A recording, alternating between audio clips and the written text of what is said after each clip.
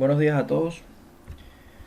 Vamos a dar continuidad al tema de los ambientes sedimentarios, donde llevamos varias semanas hablando de los ambientes de tipo continental y comenzamos los ambientes transicionales o mixtos, donde ya estuvimos refiriéndonos a los ríos, y hoy voy a estar hablando de los ambientes paludales o los pantanos, ¿sí?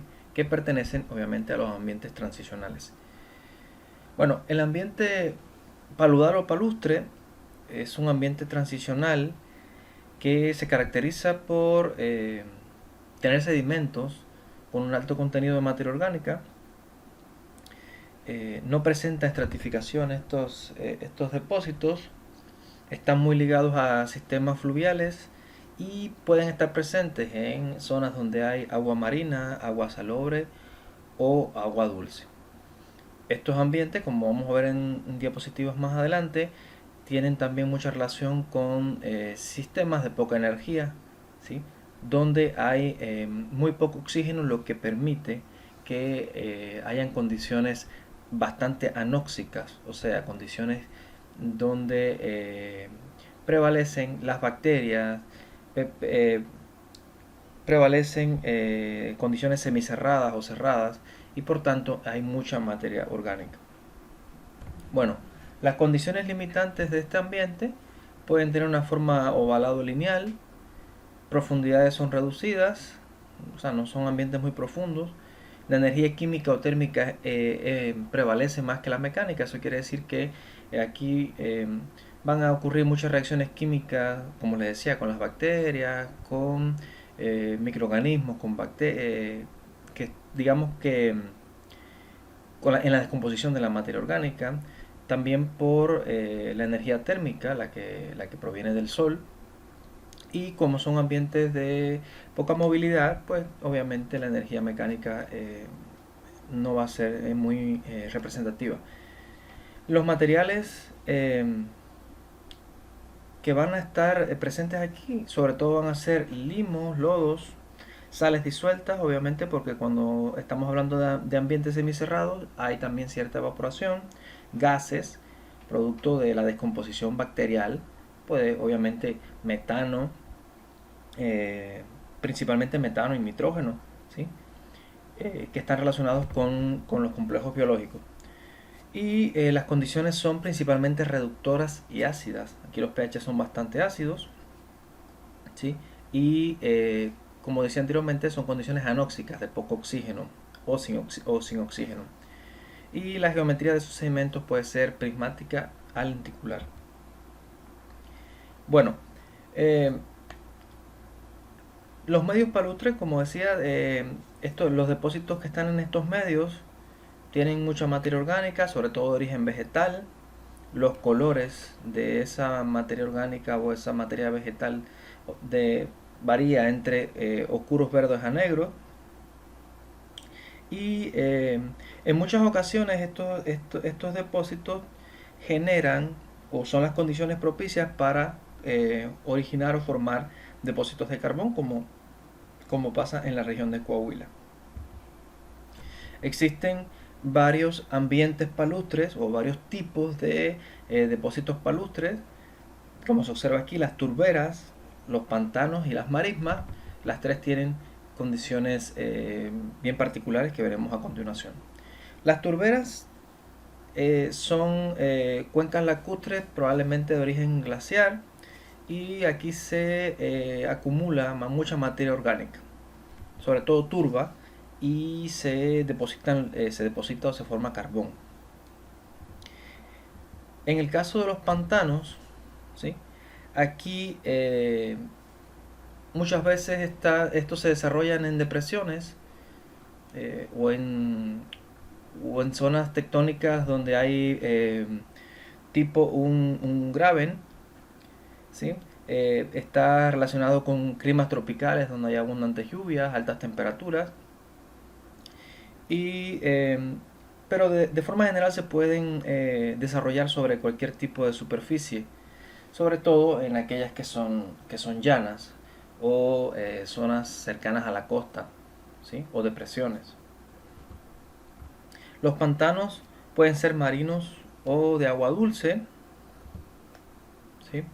Y existen varios procesos por los cuales se pueden formar pantanos marinos.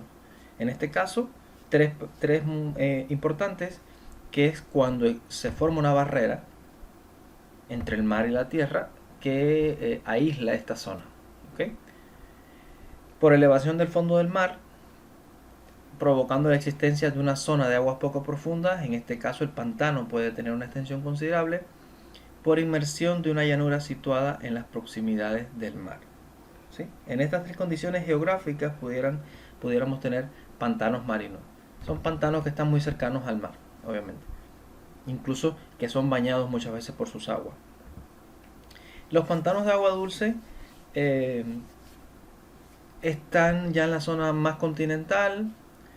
Se pueden formar por lagos, lagos pequeños que están perdiendo parte de su volumen, como les decía anteriormente, por procesos tectónicos, etcétera. Las marismas, que es, como les decía, turberas, marismas y pantanos.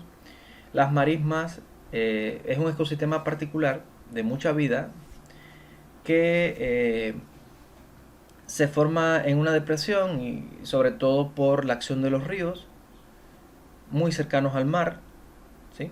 Son terrenos también cenagosos, pantanosos, y estas se inundan o se llenan de agua por las mareas. ¿Sí? Por las mareas. Estas son, digamos que los pantanos pueden ser un poco más continentales, las marismas ya son en la zona ya intermareal, en la zona cercana al mar.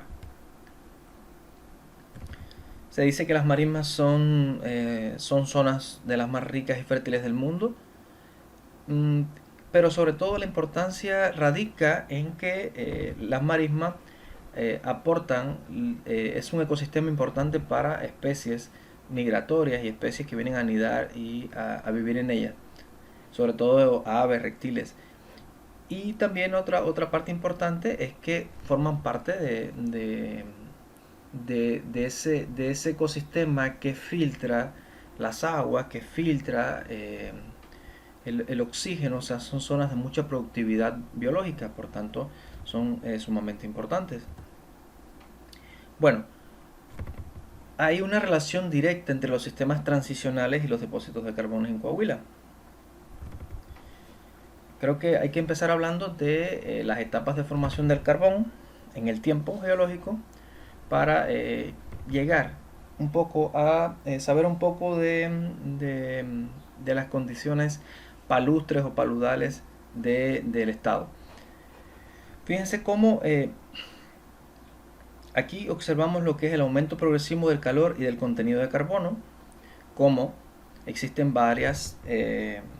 digamos que varios tipos de carbón, desde la turba hasta la antracita, como la que necesita mayor calor y tiene mayor contenido de carbono es la antracita, que es el carbón duro, ¿sí?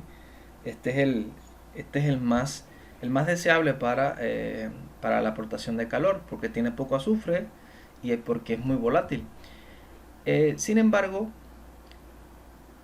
también tenemos esta flecha que dice aumento progresivo del contenido de humedad, y es todo lo contrario, o sea, la turba, que no es un carbón todavía, no se ha formado como carbón, es como, digamos que es como un fango, ¿sí? Este es el más húmedo, y aquí todavía hay procesos de descomposición de materia orgánica en ciénagas, pantanos y demás, y su aportación de calor es baja. El lignito y la hulla, obviamente, tienen un poco menos de humedad y un poco más de carbono, y se han formado bajo condiciones de calor mayor. ¿Okay? Miren aquí, calor-presión, quiere decir que la antracita es a las temperaturas más altas y a la presión más alta, y es digamos que el carbón de mejor calidad, el que se persigue para la generación de energía eléctrica o para fundición de metales, etcétera. ¿Sí? Y aquí vean las condiciones generales de cómo se puede obtener turba, lignito, carbón subbituminoso, que es el de esta región, de Coahuila, carbón bituminoso y la antracita. Primero vean las condiciones, digamos, de entrada, una zona pantanosa, un pH bastante neutro entre 6 y 8. Aquí se comienzan a acumular los restos de materia orgánica, de vegetales, etc. Y aquí comienza el proceso de diagénesis, donde las bacterias aeróbicas y anaeróbicas comienzan a descomponer esa materia orgánica y se desprenden ácidos húmicos, lo que hace que el pH baje de 8 o 6 hasta 4. Todo esto tiene que ver obviamente con la presión y la temperatura y con la profundidad de enterramiento de esa materia orgánica. Ya pasando hacia el carbón subbituminoso y bituminoso, ya fíjense cómo estamos hablando ya de profundidades mayores.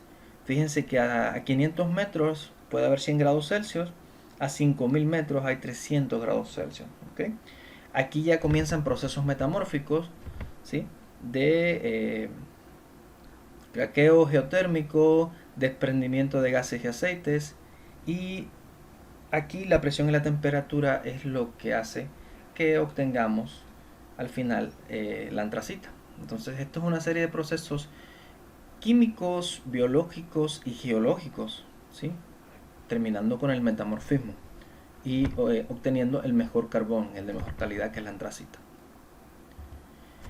Y pues existe un artículo muy importante de Corona Esquivel y colaboradores 2006, donde se hace un análisis geológico estructural de los principales yacimientos de carbón mineral en México, donde se habla obviamente del carbón de Coahuila, por ser la región carbonífera de acá del noreste de México, ser la más importante del país. Y aquí se mencionan los medios transicionales digamos que se mencionan y se caracterizan de una forma muy buena y muy válida, ¿no? En estas condiciones. Entonces creo que hay que leer este artículo para entender también cómo fueron las condiciones transicionales en esta zona donde vivimos, ¿sí? Bueno, y por último quiero mostrarle dos videos cortos de vuelos de dron en zonas de pantanos y marismas para que tengan una idea más general de esto que hemos estado platicando.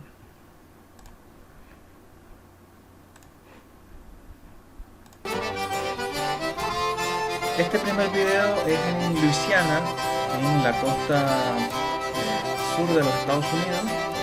Recuerden que Luisiana y Nueva Orleans son zonas muy bajas, cercanas al Golfo de México o a la costa atlántica, donde han ocurrido muchas inundaciones y donde hay muchos pantanos y marismas.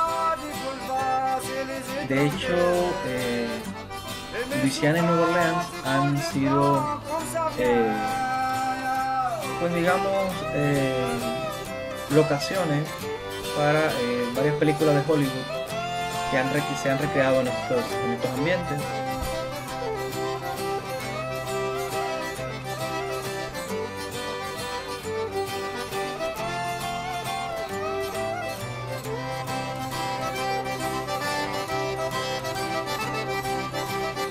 En el siglo pasado, aquí en esta zona hubo un desarrollo maderero importante y todas las maderas se transportaban por estas zonas fluviales.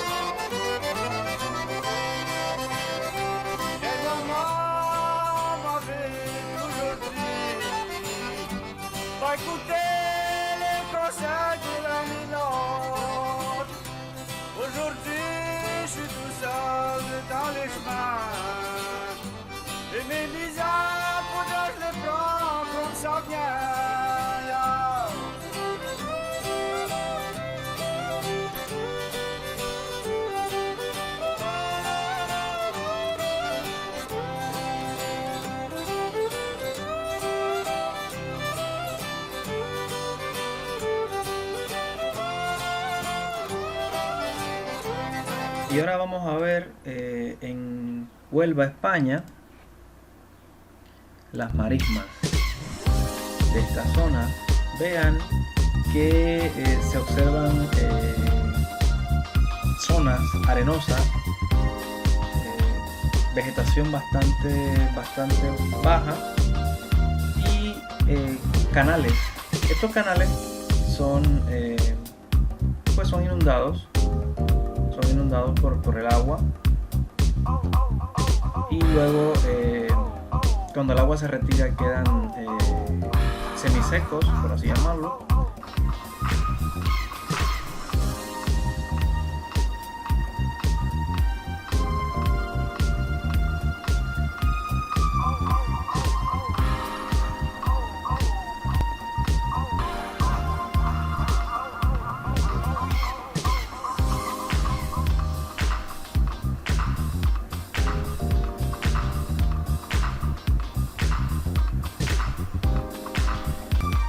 Bueno chicos, espero que la clase haya sido de su agrado. Muy pronto tendremos otros temas sobre este ambiente transicional. Hasta pronto.